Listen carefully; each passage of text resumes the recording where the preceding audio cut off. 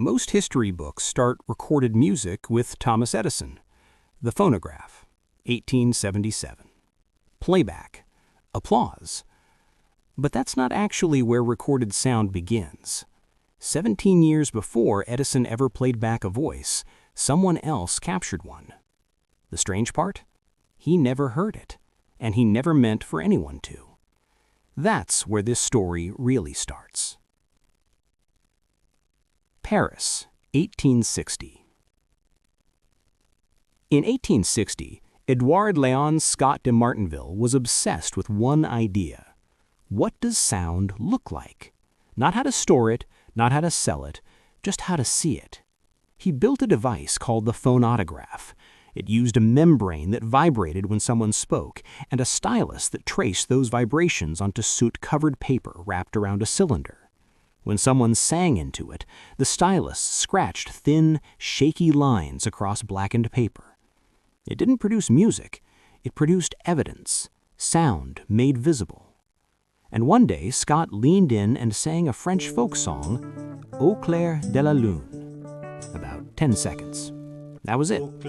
He labeled the sheet, filed it, moved on. He thought he had captured sound visually. He had no idea he had captured time. The silence. Here's the part that stays with me. The recording just sat there, in archives, for nearly 150 years. No one heard it, because the machine wasn't designed for playback. Scott never imagined sound could be reversed back into sound. The idea of replaying audio wasn't even part of his goal. He wanted to study speech patterns, not create an industry. He died in 1879, still believing Edison had been the first to truly record sound. He never knew he had done it earlier.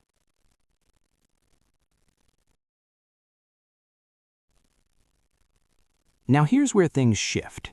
In 1877, Edison introduced the phonograph. Unlike Scott's device, Edison's machine could record and play back sound. That changed everything. Playback meant entertainment. Entertainment meant business. Business meant scale. Edison demonstrated the machine publicly. Newspapers covered it. Investors backed it. History likes visibility, so history credited Edison.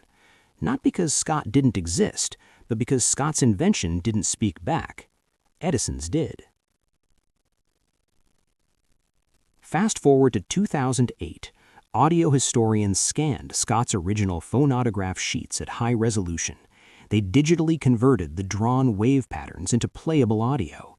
And suddenly, through modern speakers came a fragile, almost ghost-like voice from 1860. It sounds slowed, slightly distorted, human. It's not polished, but it's real. The first preserved human voice in history, recorded before the phonograph, before records, before music was a business.